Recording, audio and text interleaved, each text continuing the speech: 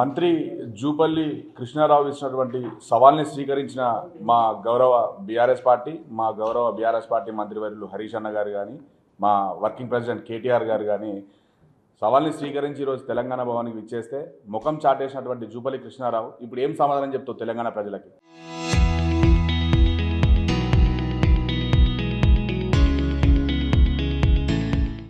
తెలంగాణ ప్రజలకు కాంగ్రెస్ పార్టీ ఖచ్చితంగా సమాధానం చెప్పాలి. అబద్ధపు హామీలు, తప్పుడు ప్రచారాలు, 6 గ్యారెంటీలతో మేము 420 హామీలు ఇస్తామని గద్దెనెక్కినటువంటి మీ కాంగ్రెస్ పార్టీ వాళ్ళు ఈరోజు తెలంగాణ ప్రజలకు మీరు ఖచ్చితంగా సమాధానం చెప్పాల్సిన పరిస్థితి వచ్చింది. చర్చకు రమ్మన్న వాళ్ళే మీరు. అదే చర్చకు రమ్మంటే మేము సవాల్ను స్వీకరించి అన్ని పూర్తి ఆధారాలతో మా గౌరవ మాజీ మంత్రివర్యులు హరీష్ అన్న గారు తెలంగాణ భవన్కి వస్తే మీరు పోలీసులను పెట్టి అరెస్ట్ చేయాల్సిన అవసరం ఏమొచ్చింది? మీ దగ్గర నిజంగా ఆధారాలు ఉంటే, మీ దగ్గర నిజంగా దానికి సంబంధించినటువంటి ఎవిడెన్స్ అన్నీ మీ దగ్గర ఉంటే మీరు ఎందుకు ప్రజల పక్షాన దాన్ని పబ్లిక్ డొమైన్లో పెట్టడం లేదు? పార్లమెంట్ సాక్షిగా కేసీఆర్ గారు ఎన్ని అప్పులు చేసిర్రు 2014 నుంచి 2023 వరకు అంటే కూడా కంప్లీట్గా పార్లమెంట్ సాక్షిగా కాగ్ నివేదిక పలానా అమౌంట్ మీరు 6 లక్షలు 7 లక్షల కోట్లు అన్నారు. అంత కాదు, కేవలం ఓన్లీ 2 లక్షల చిల్లర 70,000 అంటే 2014కి తెలంగాణ రాష్ట్రం ఆవిర్భావం ఉన్నప్పటికీ 70,000 కోట్లు మాత్రమే తెలంగాణ రాష్ట్ర అప్పు ఉండేది. కానీ 2023 నాటికి 3,15,000 కోట్ల వరకు మాత్రమే అప్పులున్నాయని కాగ్ నివేదిక చెప్పింది నిజమా? లేకపోతే ఈ యొక్క ఓటుకు నోటు దొంగ రేవంత్ రెడ్డి నోటికి ఎంతో సంత ఒకరోజు 6 లక్షల కోట్లు అంటాడు, ఒకసారి 7 లక్షల కోట్లు అంటాడు, ఒకసారి 8 లక్షల కోట్లు అంటాడు. అయ్యా తెలంగాణ ప్రజలారా, మీరు ఈ ఓటుకు నోటు దొంగ రేవంత్ రెడ్డి ప్రభుత్వాన్ని నమ్మి మోసపోయింది చాలు. 30 నెలల కాలం గడిచింది. వాళ్ళు ఎప్పుడు చూడు మోసపూరిత హామీలతోనే వాళ్ళు మిమ్మల్ని కాలంగా వెళ్ళగక్తూ చూస్తున్నారు తప్ప ఏనాడు కూడా తెలంగాణ రాష్ట్ర ప్రజల సంక్షేమానికి కానీ తెలంగాణ రాష్ట్ర ప్రజల వాళ్ళ అభివృద్ధి పథకాలపైన కూడా ఎలాంటి ముందుకు అని ముఖ్యమంత్రి ఈరోజు వాళ్ళ రాష్ట్ర మంత్రివర్గంలోనే జూపల్లి కృష్ణారావు గారు సవాల్ విసిరిండు. ఏమన్నాడు? నేను ఒకవేళ చెప్పినటువంటి హామీలు, నేను చెప్పినటువంటి ఆరోపణలు నిజమైతే, మీరు చెప్పింది నిజమైతే నేను రాజీనామా పత్రాన్ని మీ ముందే సబ్మిట్ చేసి వెళ్ళిపోతాను. మరి ఎక్కడ పోయినావు జూపల్లి కృష్ణారావు? ఇవాళ జూపల్లి కృష్ణారావు నీ ముఖం ఎక్కడ పోయినది? మా గౌరవ మాజీ మంత్రివర్యులు హరీష్ రావు గారు ప్రశ్నించారు కదా, మా దగ్గర సంపూర్ణ ఆధారాలు ఉన్నాయని చెప్పిండు కదా.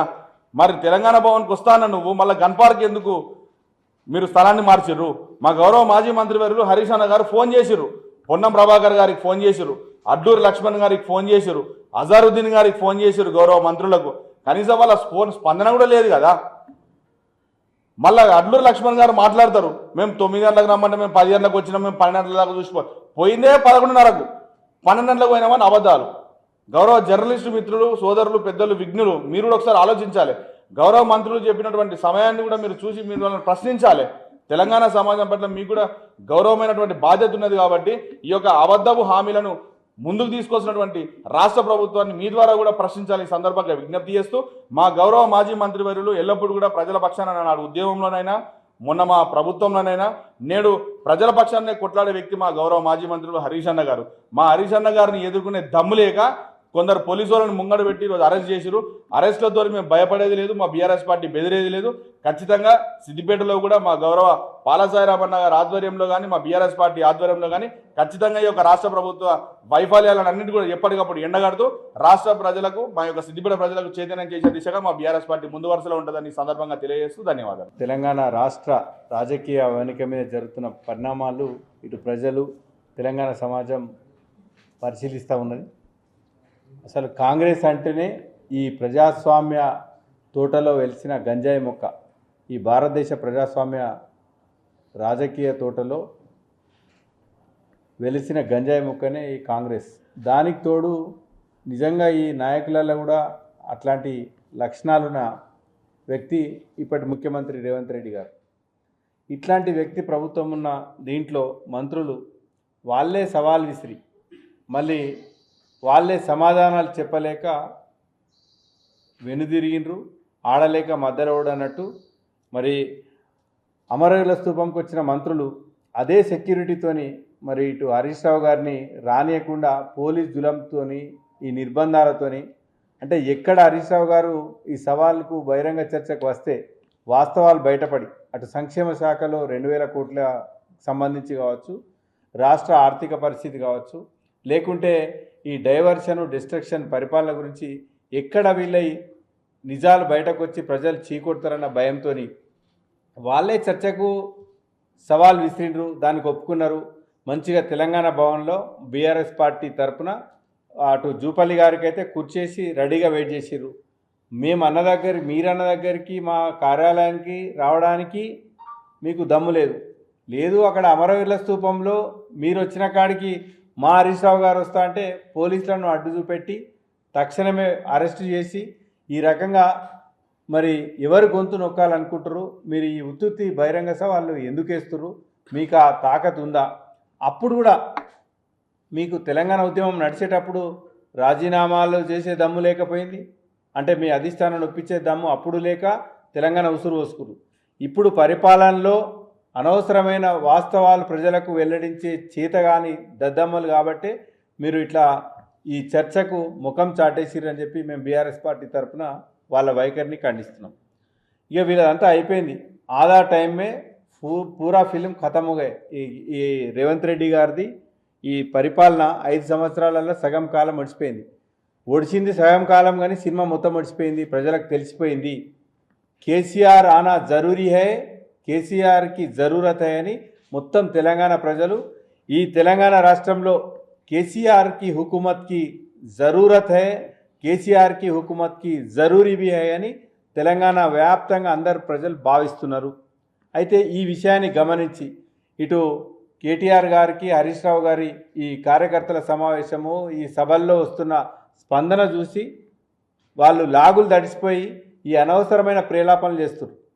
ఇటు అప్పుల విషయమైనా, అటు కాళేశ్వరం విషయమైనా, లగచర్ల భూములైనా, మీరు సూటి పెట్టిన మెట్రో భూములైనా, ఆ ఫ్యూచర్ సిటీ పేరిట మరి చేస్తున్న స్కామ్ అయినా, మూసి రివర్ ఫ్రంట్ పేరిట మరి పేదోళ్లను బుల్డోజర్లతోని హైడ్రాపేట్ చేస్తున్న విధ్వంసం పైన, ఇటు నిరుద్యోగులకు మీరు జాబ్ క్యాలెండర్ పైన, లేదు అటు రాష్ట్రంలోని అన్ని వర్గాల ప్రజలు, అటు రైతుల సమస్యలపైన, యూరియా కష్టాలపైన, పంట కొనుక్కోవడానికి అమ్ముకోవడంలో రైతులకున్న కష్టం పైన, ఇటు కరెంటు పైన, నీళ్లపైన, ఏ విషయంలోనైనా మరి ప్రతిపక్షంగా సిద్ధంగా ఉన్నది.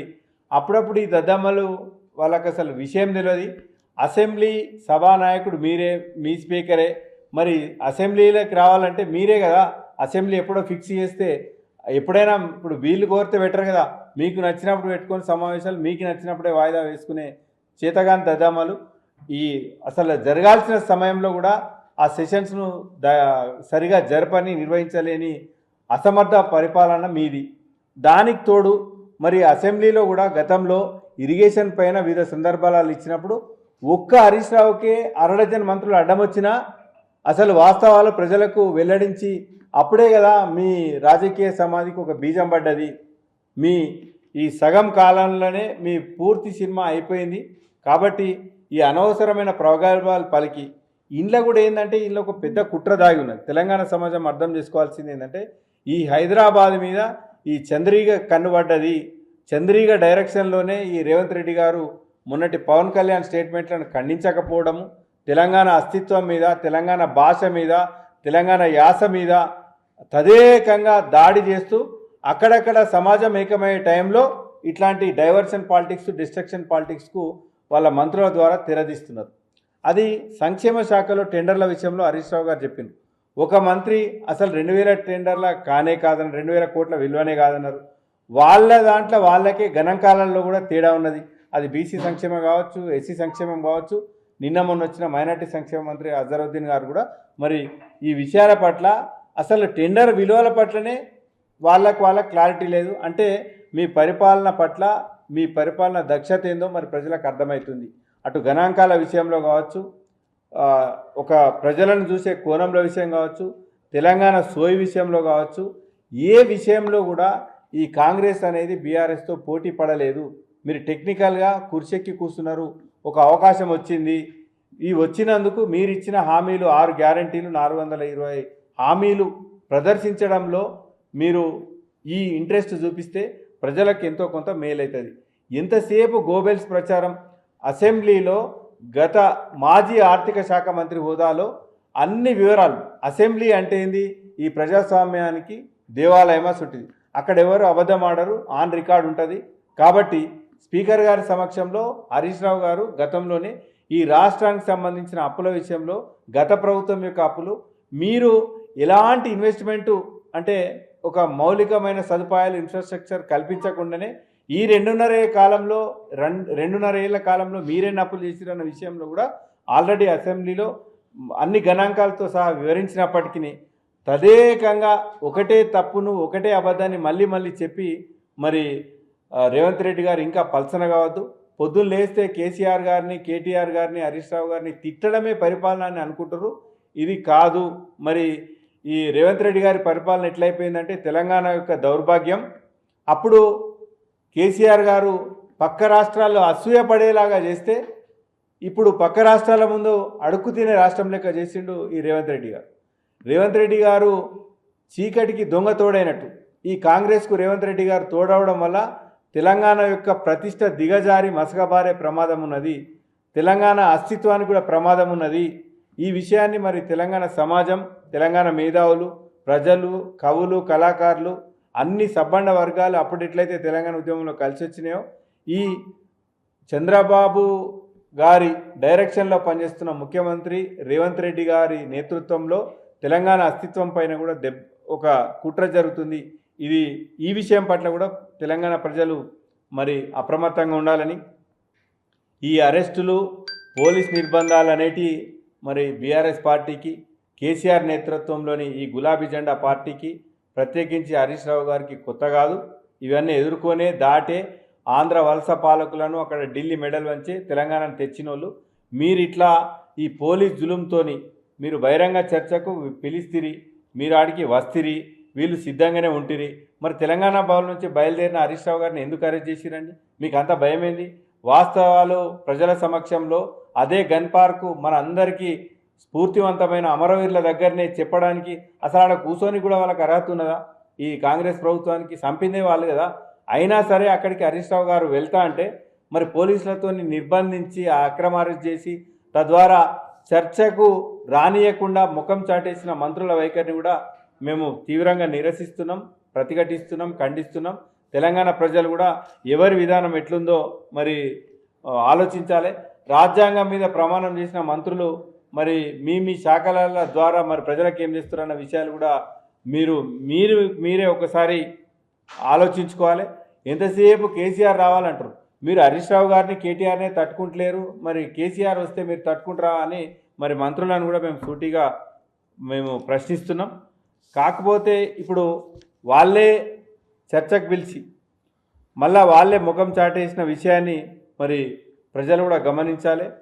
ఈ సగం టైంలోనే పూర్తి సినిమా ఖతం చేసుకున్న రేవంత్ రెడ్డి గారు ఇక మిగిలిన సగం కాలం పైన కనీసం మీరు ఇచ్చిన హామీలపైన మీ మంత్రివర్గ సహచరులు మీరు దృష్టి పెట్టాలని చెప్పి కాంగ్రెస్ పార్టీ వారికి సూచిస్తున్నాం. ఈరోజు జరిగిన పరిణామాలు వాళ్ళు చర్చకు ముఖం చాటేయడం విషయంలో కావచ్చు, చర్చకు వస్తామన్నటువంటి హరీష్ రావు గారిని అరెస్ట్ చేయడాన్ని మేము బీఆర్ఎస్ పార్టీ పక్షాన ఖండిస్తున్నాం, ప్రతిఘటిస్తున్నాం.